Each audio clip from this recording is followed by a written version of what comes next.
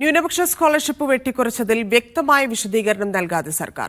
ന്യൂനപക്ഷ സ്കോളർഷിപ്പിനായി അനുവദിച്ച തുകയും മറ്റു പദ്ധതികളും പറഞ്ഞ മന്ത്രി സ്കോളർഷിപ്പ് 50% വെട്ടിക്കുറച്ചതിനെക്കുറിച്ച് നിശബ്ദത പാലിക്കുകയാണ്.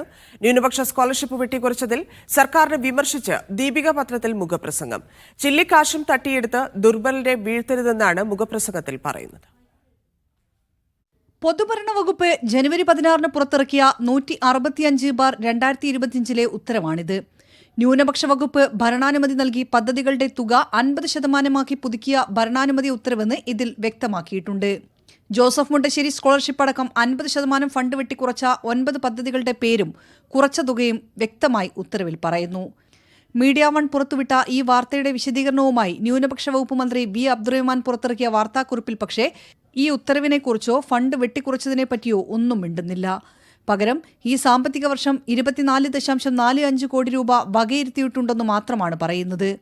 അർഹമായ എല്ലാവർക്കും ഈ വർഷം സ്കോളർഷിപ്പ് വിതരണം ചെയ്യുമെന്ന് പറയുന്ന മന്ത്രി 50% വെട്ടിക്കുറച്ചത് പുനഃസ്ഥാപിച്ചോ എന്നും വ്യക്തമാക്കുന്നില്ല.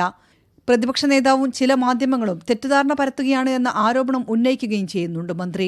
സ്കോളർഷിപ്പ് വെട്ടിക്കുറച്ച വാർത്ത മീഡിയ വൺ പുറത്തുകൊണ്ടുവന്നതിന് പിന്നാലെ വലിയ പ്രതിഷേധം മുസ്ലിം സംഘടനകളിൽ നിന്നും ക്രൈസ്തവ സഭകളിൽ നിന്നും ഉയർന്നിരുന്നു.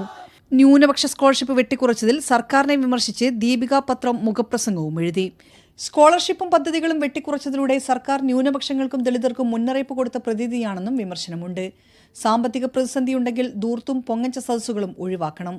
എന്തുപയോഗമാണ് ഉണ്ടായതെന്ന് ആർക്കും അറിയാത്ത ഹെലികോപ്റ്ററിന് 7.20 കോടി രൂപ വാടക കൊടുത്തു. പിണറായിയുടെ വാഹനവ്യൂഹം എങ്ങോട്ടാണ് ലക്കില്ലാതെ പായുന്നതെന്നും ദീപികയുടെ മുഖപ്രസംഗത്തിൽ ചോദിക്കുന്നു. Media one, Kozhikode.